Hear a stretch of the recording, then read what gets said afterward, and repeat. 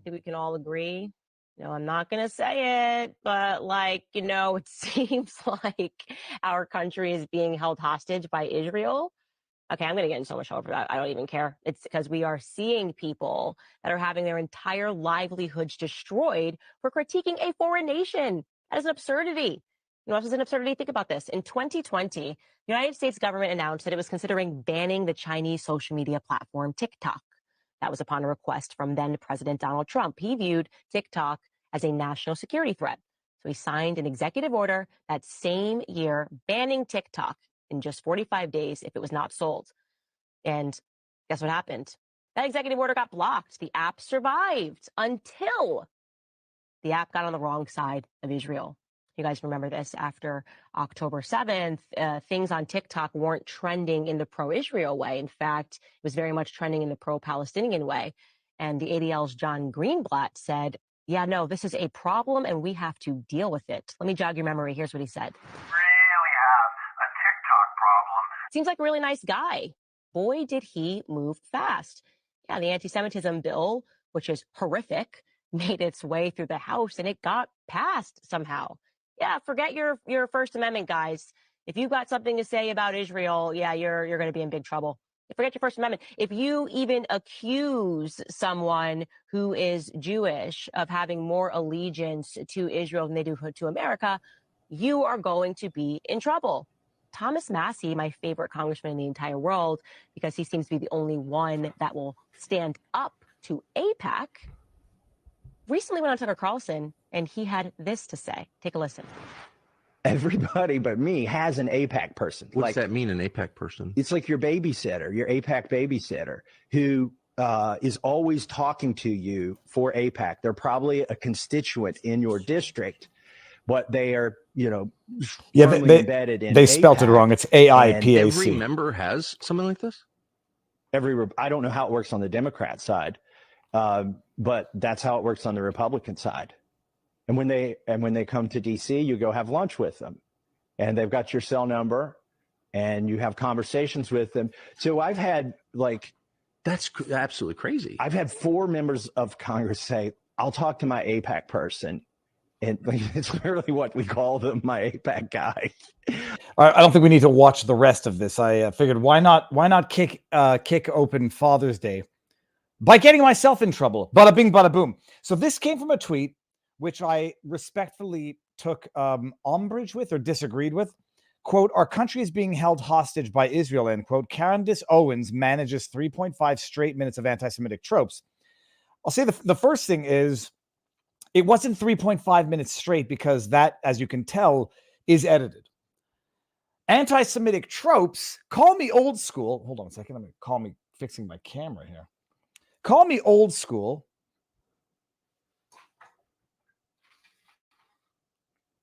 But I consider anti-Semitic tropes to be something specific. Like, I don't think I can say any of the things which I would regard as a stereotypical anti-Semitic trope because people just clip it out of context and then say, look what Viva said.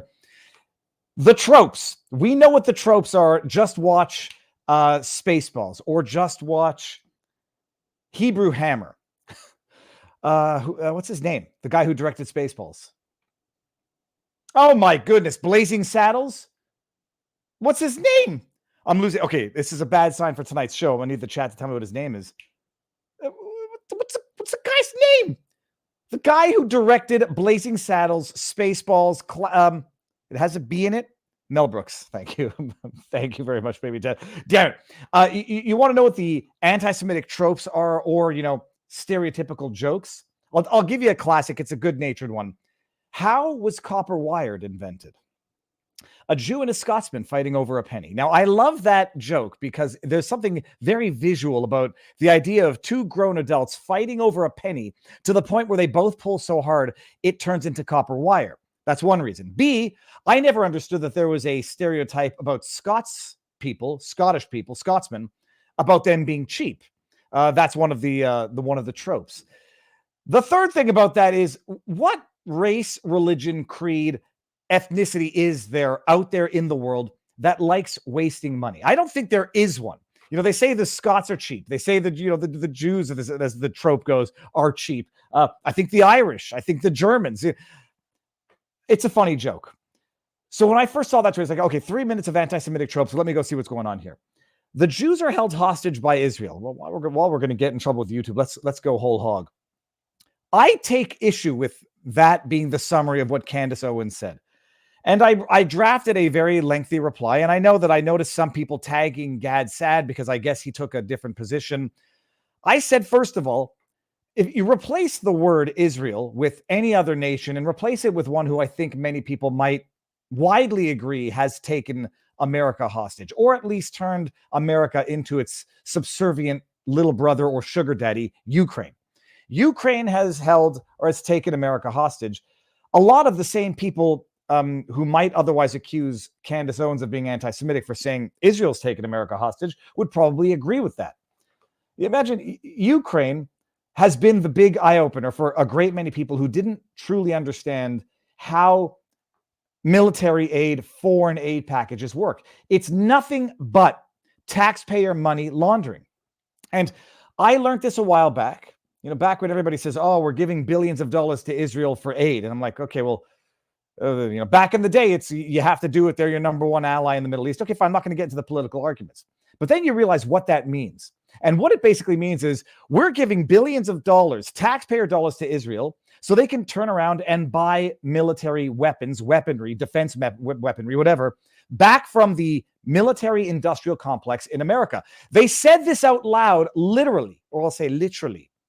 They said this out loud literally when it came to arguing for why another $100 billion in foreign aid, military aid to Ukraine was good for the American economy. They literally said, because they're going to buy the weapons from America, so it employs Americans in the arms industry in America. Yeah, they said that recently after, that was verboten. It was a conspiracy theory to suggest that foreign aid, military aid, is nothing but taxpayer money laundering. So once you understand that, and you understand it with the Ukraine, and no one would dare call you maybe some people would call you anti-Ukrainian for saying something like that, but most people wouldn't. Most people would agree with you at this point in time. The aid to Ukraine has gotten to the point where it's not, it's Ukraine first, Americans maybe fifth. You got Ukraine, you got Israel, you got, oddly enough, supporting Gaza, human aid relief. Who else? Pretty sure you have every other country on earth before Americans coming first. But that's what woke people up to this. And if you say, okay, fine, saying Ukraine is holding American taxpayers hostage or America hostage, nobody would take umbrage with. That's the second time I'm using that word tonight. If you were to say China has taken America hostage, no one would call that anti-Chinese, or at least nobody with half a brain. Maybe Nancy Pelosi would, but maybe not so much anymore. They might have taken America hostage for other reasons or through other means, but saying that China owns America or China has infiltrated Canadian politics and is holding Canadians hostage, no one will call you racist for. So saying that Israel is holding America foreign policy hostage, it's not anti-Semitic. And the problem is many people who never held that position before are certainly asking the question now, because past is prologue, and once you realize they've been lying to you about something in the present, you can go back and retroactively assume that they were lying to you in the past in other circumstances. So that 3.5 minutes of anti-Semitic tropes, I didn't hear any anti-Semitic tropes. I am curious as to why there would be such a strong lobby through the AIPAC. The AIPAC is the American Israeli, what is it called? American Israeli, what does it stand for? Public Affairs Committee or Commission, whatever that, the AIPAC. People say pharma companies have infiltrated politics and have too much sway and have too much influence and have too much lobbying power. Nobody's going to call you an anti-pharmaceuticite. Maybe they might, but that's a legitimate political criticism.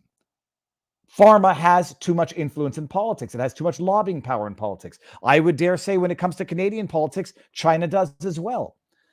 Some people might say the media has too much influence. So writing all of this off without having to address the substance of it is a cop-out. And that's as much as I said. I don't agree with Candace Owens on the TikTok timing. I think right now they might have found other good reasons for TikTok. I've heard the argument. I don't think Greenspan or whoever the hell Green guy is at the ADL, I don't think they have that much power over policy. I think the political tide had turned on TikTok, such that the ban was more amenable now than it was back when Trump supported it.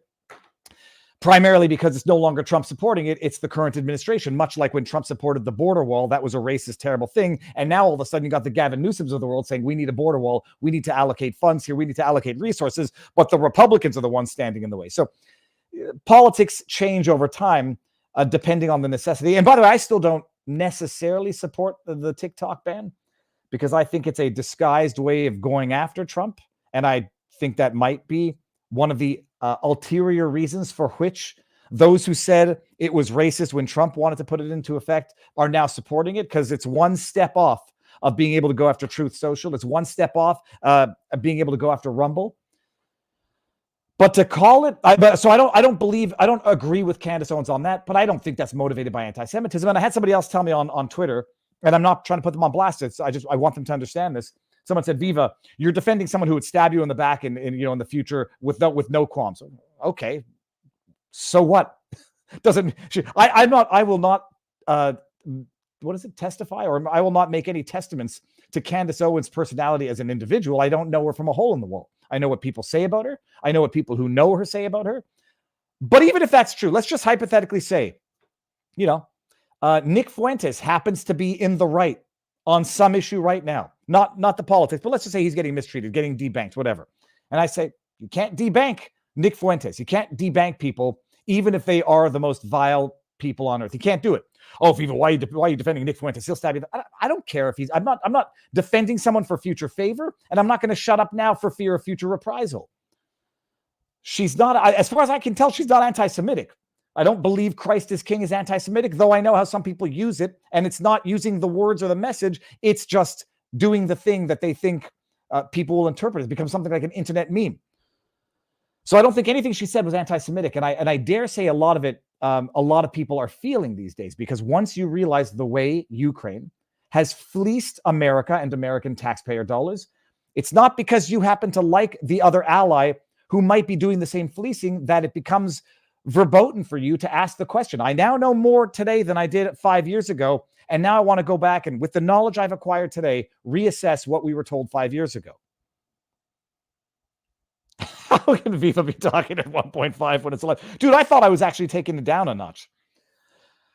So that's it. That's a long-winded rant of an intro. Good evening. It's Father's Day.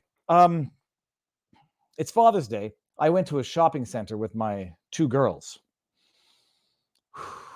I have not yet fully recovered. I hate shopping centers. I hate everything about them. The sound, the smells, the echo, the people who are like, they're the crowds, not the people.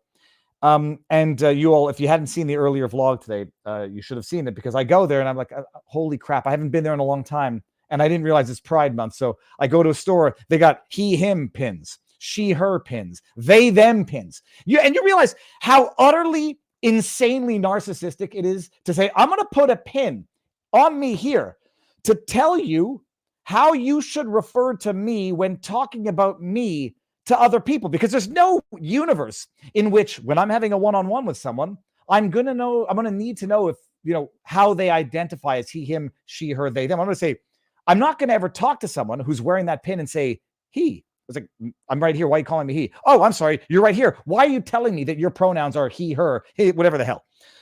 I hate shopping centers. I don't want to go back if I can avoid it.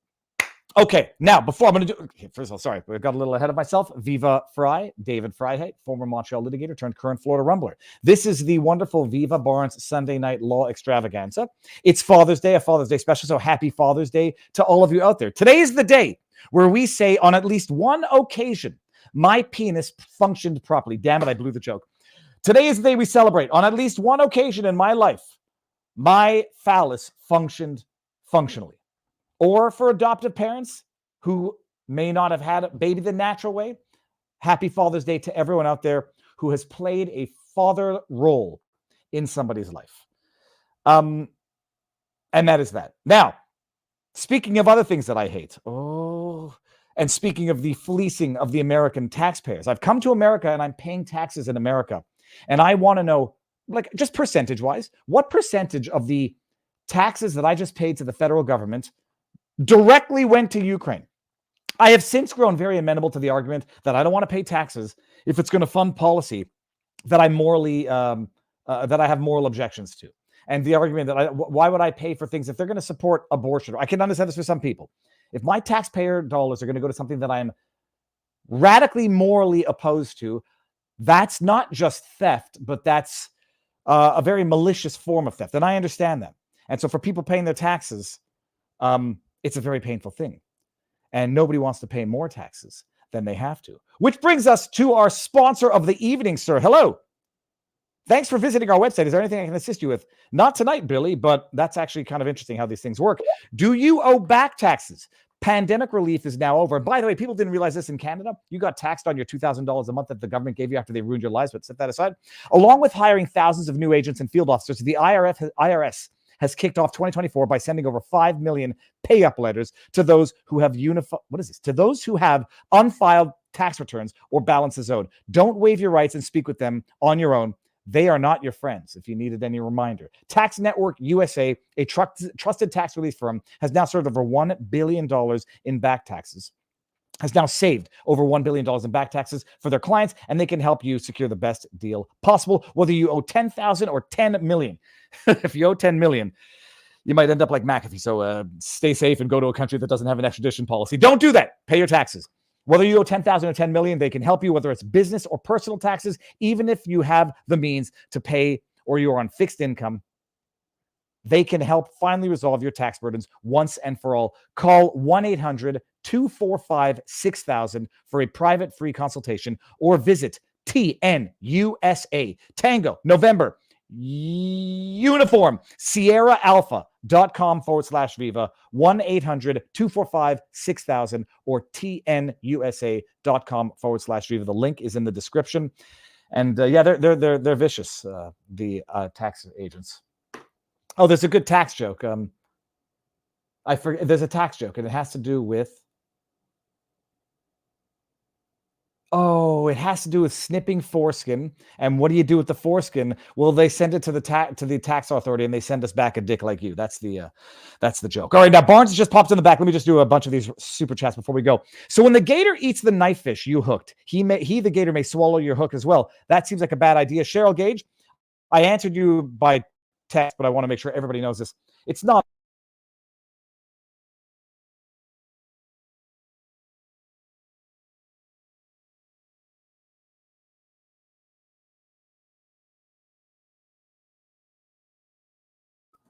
I'm back. It's a circle hook. Why is the internet so bad? It's a circle hook that's about the size of my finger. It's embedded in the fish. It's not ideal, but to the extent it gets hooked in the mouth, it'll rust out. If it goes through the stomach, I'm sure it gets dissolved, and it's packed up with all that fish. And gators swallow bones, sharp objects, glass all the time. The more important thing is that little bastard gator ate my fish. Speaking of fishing, Heart Tackle. Happy Father's Day. Before you get hot and heavy on the stream, what is the new Florida PO? I have a bunch of lures to head your way. I posted it in the link. It's in the About section of the YouTube channel. Thank you very much, Heart Tackle. Happy Father's Day. The road goes on forever, and the taint never ends, says Douche Elias.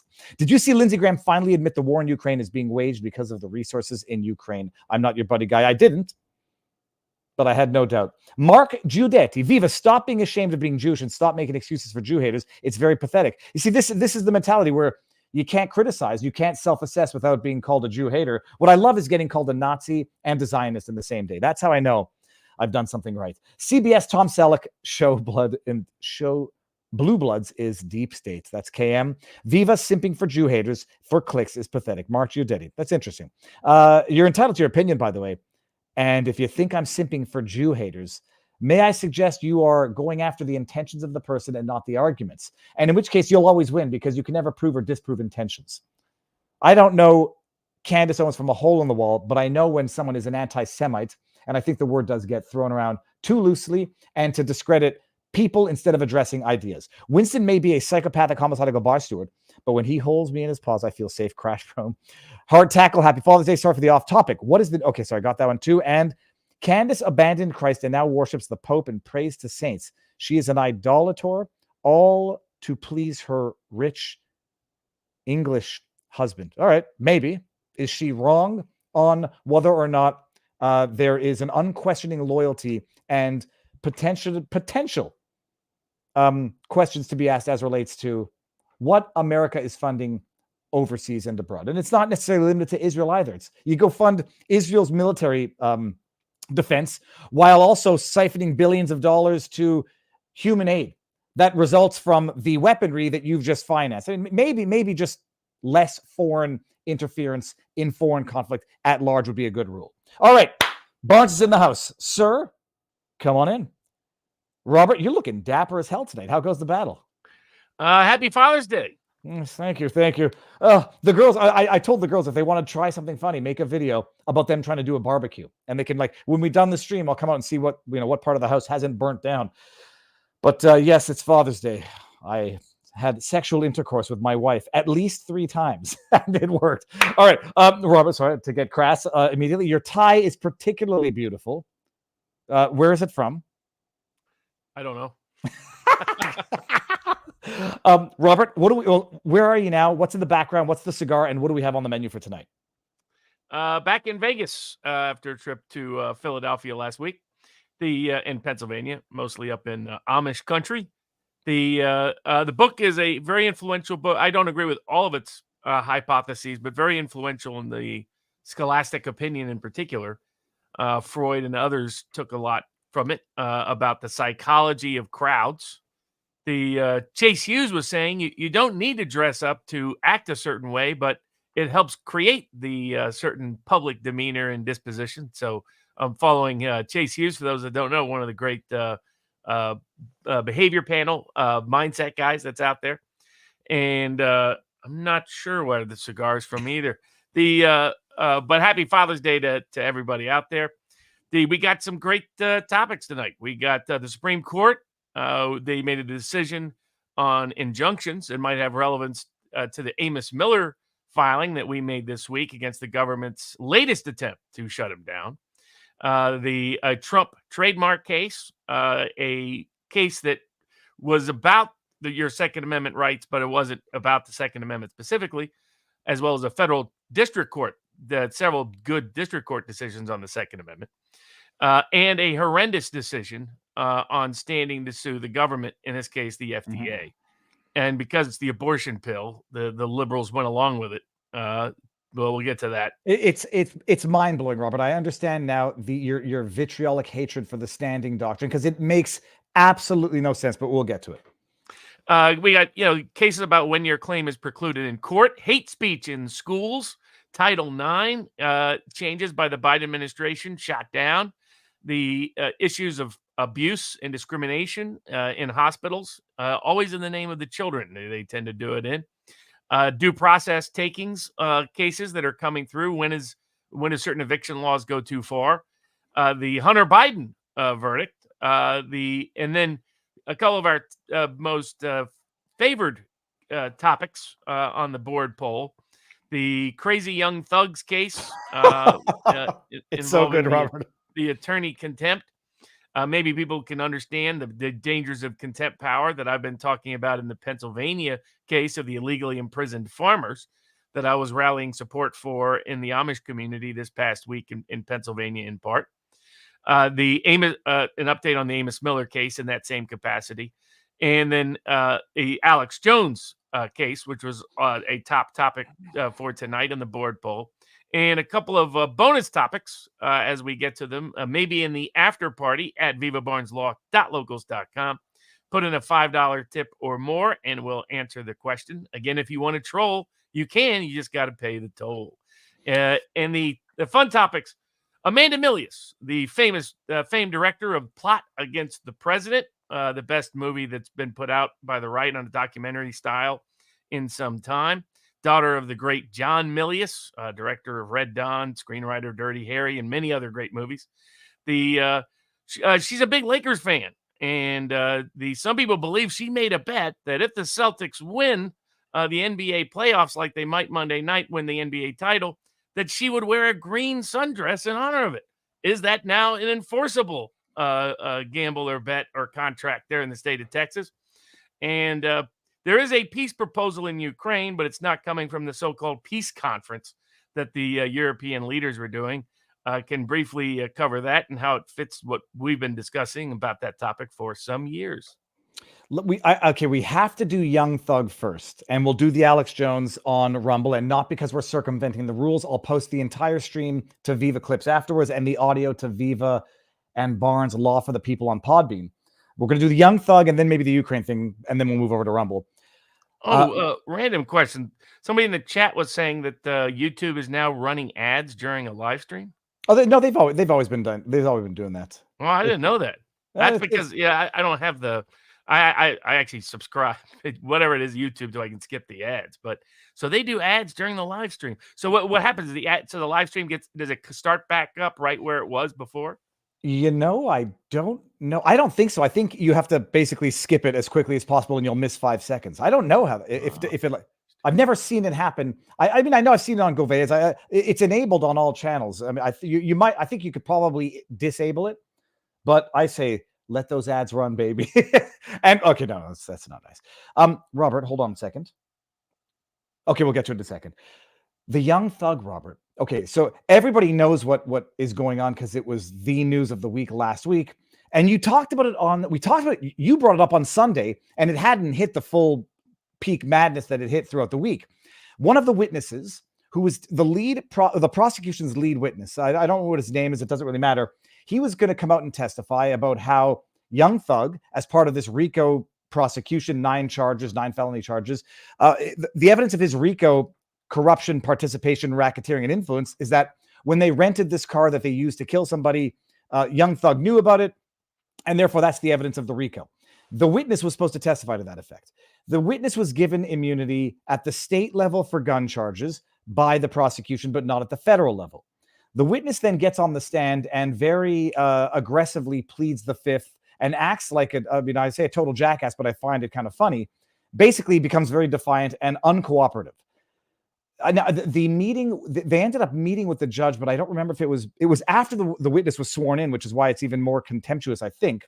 But then the counsel for Young Thug becomes aware of the fact that this witness had a meeting with the prosecution, the judge, ex parte in the judge's chamber with the lawyer for the witness, where they were talking about the ability to jail this guy until the trial is over for all of the defendants, which could be years, if he doesn't start testifying the way the state wants him to testify effectively. And how the defense, Young Thug's lawyer, became aware of this, nobody knows, but one can presume from the reaction of the judge, it was not from the prosecution and it was not from the judge, so it could only be from the witness or the witness's lawyer. And when the lawyer brings this up to the judge, instead of getting, I don't know, defensive, apologetic about his own corrupt, unethical misconduct, says, tell me who told you that, or I'm going to hold you in contempt, and sentenced the guy like on the spot to 20 days contempt, ordered him to serve it on the weekends, 2 days a week for 10 weeks. And it got, what's the word? Not vacated. I don't know what the word is, but overturned or rescinded by whatever the next level of appellate review is there in the context. Robert, I mean, look, we talked about it a bit last week. What is your take on the absolute insanity? Well, I was told when we were discussing the Rekieta case that the government never lies and judges never do anything corrupt. And that's just crazy conspiracy thinking talk. Wasn't that the mantra? Now do we kind of see the important role of skepticism towards the government, skepticism towards the judiciary, and comparably the necessity of cameras in the courtroom. I'm defending a person in Pennsylvania who they're trying to lock up because she recorded her own court proceeding that exposed corruption in the courtroom. And that same courtroom was part of prosecuting her and trying to put her in prison for it. This is why we should all have public access to the courtroom. Because what happened, because that was being broadcast to the world, the judge wasn't able to control the public narrative. By the way, there was also issues with what the court reporter was doing in that proceeding, which is a whole nother story. So everything that was happening, what the prosecutor was doing was knowingly illegal, unethical, violation of constitutional rights. What the judge was doing was knowing, illegal, unethical, unprofessional, unjudicial, impeachable, and a violation of constitutional rights. The court reporter and the court staff all know it, and yet none of them did anything to stop it. And yet they instead, when a defense lawyer got wind of it and simply raised it with the court's reaction was to try to jail the lawyer. Because what is this? It's another topic, that we've been discussing. Another case that I have involving the illegally imprisoned farmers in Pennsylvania, abuse of contempt power. This is why we cannot defer to the state. This is why we cannot trust everything a judge says. This is why we cannot let them have this degree of power and influence. And it's why we have to have institutional reform. And one of those institutional reforms is cameras in the courtroom for public access. Another thing we need in terms of reform is to substantially take away contempt power. It's just too easily misused and abused by courts. And this comes out the same week, by the way, that the Connecticut State Bar, that was facilitating the targeting of other prominent defense lawyers, such as Alex Jones's defense lawyer there in the state of Connecticut, came out and warned every lawyer that if they continued to talk about corruption in the courtroom, as it related to Trump cases particularly, but more broadly, just that topic, that they could be subject to punishment by the licensing boards, as those licensing boards have abused power in the Sidney Powell context, despite being called out twice by two different Texas courts, saying their allegations against Sidney Powell were baseless. Why do they have such power? What is the Texas Supreme Court? 7 Republican conservatives up there. Why is the state bar totally out of control in the state of Texas? What is the governor doing? But these are institutional problems that we just saw flare up in one particular high-profile case that we only know about because a defense lawyer had the courage to expose it publicly and because it was being publicly broadcast. The Georgia Supreme Court, most likely because of all the public attention brought to the case, quickly reversed what the judge did, stayed his contempt order immediately, and shows that, in fact, it is highly likely to be reversed and overturned, and that judge should be subject to impeachment proceedings in Georgia. What he did was illegal. What he did was violate the civil rights of the defendant and his counsel. It's just flagrant and you have to ask yourself, what does it tell you about this judge that he was so comfortable resorting to this, that he's probably done it before, that they probably do it often in the Georgia courthouses? They probably do it often in courthouses across the country. It screams for the necessity of institutional reform, and we need more lawyers speaking out about the corruption in our courtroom, not less, and we need fewer lawyers who reflexively and in a knee-jerk way defend whatever the government accuses somebody of without any degree of criticism or skepticism. The argument was, to steel man whatever could be steel man from that judge, is that they were meeting with the witness to discuss civil contempt so that the defense need not be present during such a meeting. I mean, it's laughably stupid on its face for any lawyer, but explain why that explanation is laughably stupid to non-lawyers. Well, it's simple. They're rigging the case. I mean, that's the best way to understand it. They're rigging the case. They're intimidating a witness. If a defense lawyer did it, the defense lawyer would be in jail for serious crimes, for obstruction of justice, et cetera, et cetera. So, I mean, remember, they gagged Trump from even talking about witnesses. And here you have the government and the prosecutor coordinating and conspiring to force a witness to testify in a certain way to secure a conviction. It's just patently illegal. And of course, his contempt, everything about how he handled the contempt proceeding was on its own face illegal. So that even if what he previously had done was not illegal, how he handled contempt clearly was. And the fact he was like, you tell me right now who your source is. I mean, it's like the reporter, I believe in Tennessee, who's being targeted because he won't disclose the source that allowed them to print the manifesto of that trans shooter that showed that, when the manifesto fits a certain political cause, the media is happy and eager to broadcast it. This one they tried to keep a lid on because it was against their narrative. Now, my view on these kind of mass shootings is always the same. They're lunatics looking for an excuse. They're like sociopaths who, in the name of Islamic fundamentalism or whatever belief structure they claim, they commit the horrible crimes because they're sociopaths. It's not because of the political permission slip they're given by some religious or political movement. The trans shooter was a sociopath. That's the reality. But why is the journalist being targeted for being imprisoned? Because he published politically undesirable information from the establishment perspective that they were trying to hide and cover up. I mean, it shows systemic problems in our legal system that this could happen.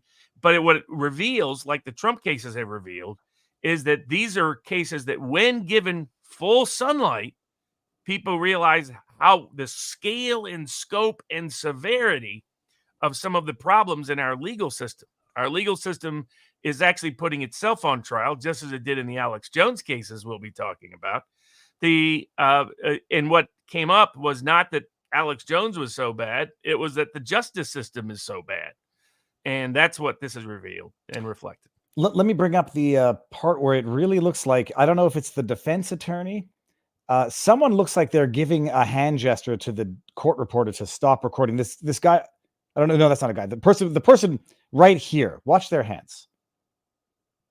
Says Mr. Copeland made statements that he admitted to killing. Yeah, there it is. Yeah, that I don't know what's going on there, but this is when he says you got 5 minutes. Supposedly from my chambers. Did somebody? How did you find tell out? you? Did somebody tell You you? should have told me.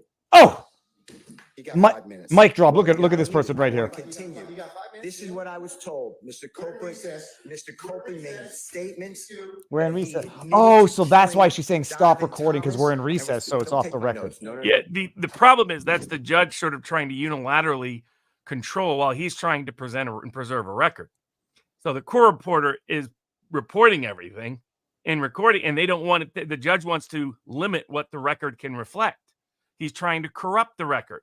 This is why in Pennsylvania, under the pretext of protecting witnesses and jurors, they prohibit public broadcasting of any court proceeding and any recording of any court proceeding, to the degree that they even dictate what press are allowed to take notes during the court proceedings, as I witnessed in the Amos Miller case. And this is the courthouse covering up corruption in the courthouse. It's not promoting honesty and accuracy. They want to make sure that it's their transcript that's reflected on the record. And anybody that has any familiarity with that process knows that transcripts, they get things wrong just because people make mistakes because they're human. But also, sometimes it's deliberate and corrupt. And there was a case of a federal judge in Wisconsin who wanted to decide how he was going to handle a certain matter. And he looked to his court reporter and he then asked, what's the politics of the parties involved? Guess what? That question wasn't on the court record because the court reporter got the message. So this is why we need the right to record any court proceeding by any party that's participant in it.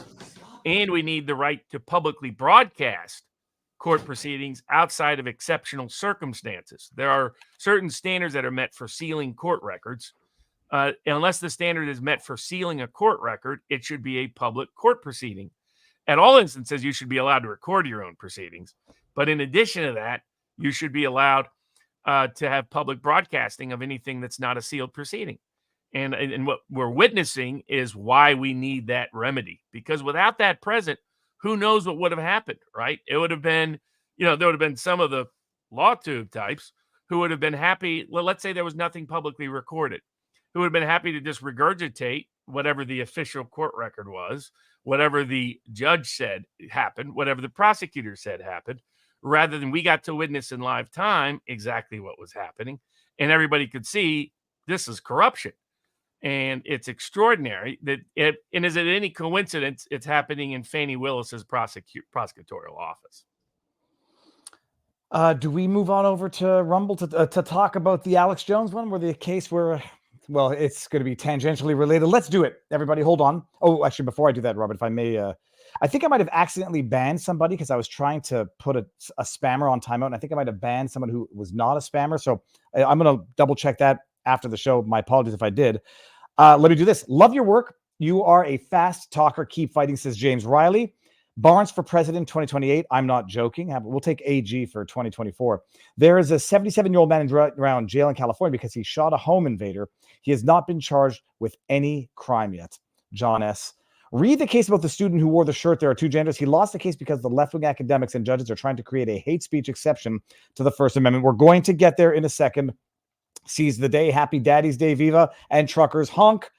Only a matter of time before honk is no longer allowed. Candace. Okay, we got this before. All right. We should we'll do the Rumble rants over there afterwards. We're going to end on YouTube and end on Twitter. And come on over to vivabarneslaw.locals.com. We're going to have the after party there, and the entire stream will be on Viva Clips later tonight, first thing tomorrow. And